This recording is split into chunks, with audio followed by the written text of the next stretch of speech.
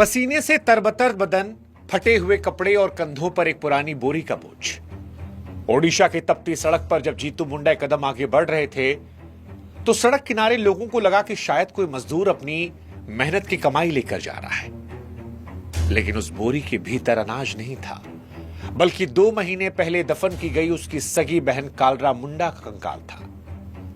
बोरी से आती ये हड्डियों की खड़खड़ाहट आज हमारे समाज की पत्थर दिली पर एक जोरदार तमाचा थी, और गरीबी का वो आईना, वो सच शायद पहली बार में पैसे वाले यकीन ना करें।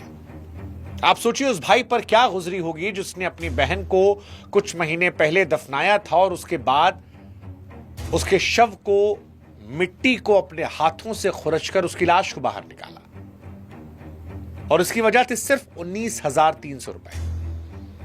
एक गरीब आदमी के लिए यह रकम कोई आंकड़ा नहीं है, उसकी पूरी जिंदगी है, क्योंकि बहन मरते मरते कह गई थी कि बैंक में उसके हक के पैसा रखा है, निकाल लेना भैया। बैंक की ऊंची दीवारों और फाइलों के बीच बैठे सिस्टम ने कहा कि या तो बहन को जिंदा लाओ या सरकारी कागज दिखाओ। अब जीतू के पास ना तो बहन को जिंदा करने की शक्ति थी और ना बार बार वो दिहाड़ी छोड़कर यूं चक्कर काट पा रहा था। उसके लिए इस बैंक में रखा पैसा उस पहाड़ जैसा था जिससे शायद वो चढ़ ही नहीं पा रहा, उसे चोटी नहीं दिख रही थी, और थक हार कर उसने वो किया जिसने आज पूरे देश को हिला दिया है।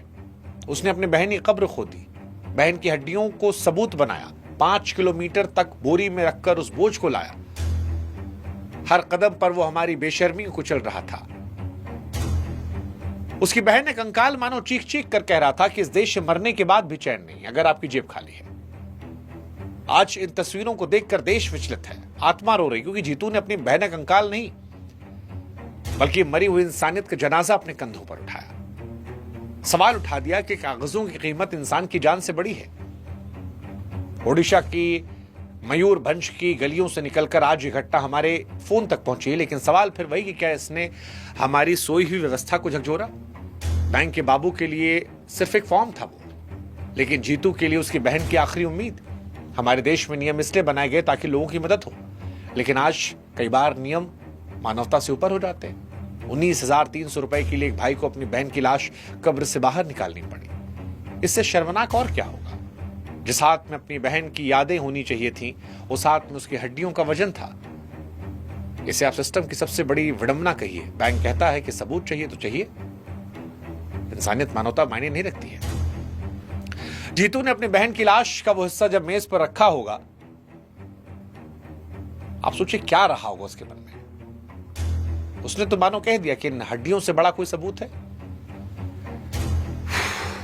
19,300 रुपए, सोचिए गरीब आदमी के लिए उसकी मौत के बाद उसके संघर्ष की वजह बन गए। उसके मरने के बाद भी उसे अपनी पहचान अपनी हड्डियों के जरिए गवाही देनी पड़ी।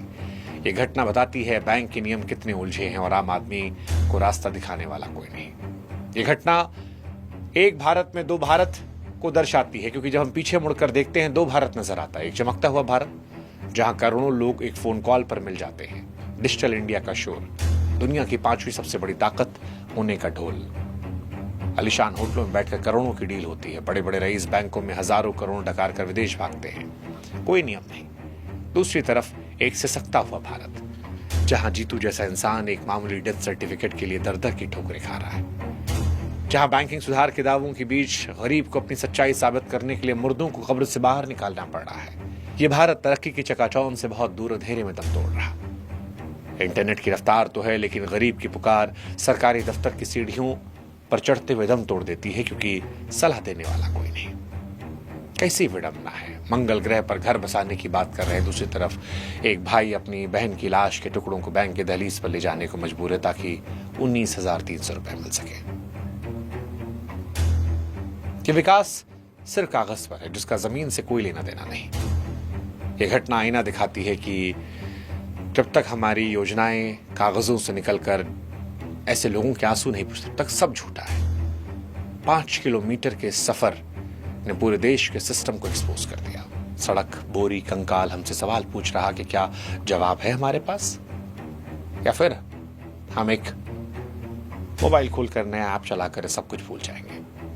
ये कहानी केवल जीतू मुंडा की गरीबी की नहीं है, हमारी व्यवस्था को एक्सपोज करने वाली है, जहां इंसान की कीमत कागज तय करते उसकी मजबूरी नहीं। हम कहने को तो कहते हैं कानून सबके लिए बराबर, लेकिन क्या है? क्या किसी बड़े नेता या रईस को अपनी पहचान साबित करने के लिए अपनों की कब्र खोदनी पड़ती? गरीबी का सबसे डरावना चेहरा यही है कि आप से आपके अपनों का गम मनाने का हक छीन जाता है। जीतू को अपने बहन की मौत का दुख मनाने का मौका नहीं मिला। उसने उस कंकाल को बैंक की मेज पर ले जाकर पटक दिया। सिस्टम ने जीतू को उस मोड़ पर लाकर खड़ा किया जहां उसके लिए उसकी मौत और जिंदगी का फर्क मिट गया। जिस भाई ने अपनी बहन को भारी मन से विदा किया था, उसे दोबारा कंधे पर उठाना पड़ा। ये कैसी तरक्की, ये कैसा समाज, ये कैसा सिस्टम, कैसा सिस्टम कि मरकर भी जिंदा होने का सबूत देना पड़ा है। सवाल ये कि क्या इस घटना को आज देखकर हम फिर भूल जाएंगे? क्या अगली बार फिर किसी को कब्र खोदना पड़ेगा? क्योंकि आज जब इस कहानी को हम आपको बता रहे हैं तो सोचना पड़ेगा कि जीतू मुंडा अकेला नहीं है। देश के हजारों गांवों में, हजारों बैंकों के बाहर हजारों जीतू आज भी कागजों की जंग लड़ रहे हैं। किसी की पेंशन रुकी, किसी का राशन कार्ड कटा है। सवाल यह है, अगली बार किसी जीतू को अपनी बेबसी साबित करने के लिए क्या फिर से कब्र खोदना पड़ेगा? क्या हमारे पास इतना समय नहीं कि सिस्टम को दोबारा इंसान बना सके? ये कहानी केवल जीतू मुंडा की गरीबी की नहीं है, यह हमारे समाज के उस अंधेपन की है जहां इंसान की कीमत उसके कागज तय करते हैं, उसकी मजबूरी नहीं। आज आत्मा रो रही है क्योंकि जीतू ने अपनी बहन का कंकाल नहीं, हमारी संवेदनाओं का जनाजा अपने कंधे पर उठाया है। जिस दिन इस बोझ को महसूस कर लेंगे, शायद तभी देश आगे बढ़ पाएगा। तब तक एक न्यू इंडिया है, एक ये इंडिया है, यही इंडिया है।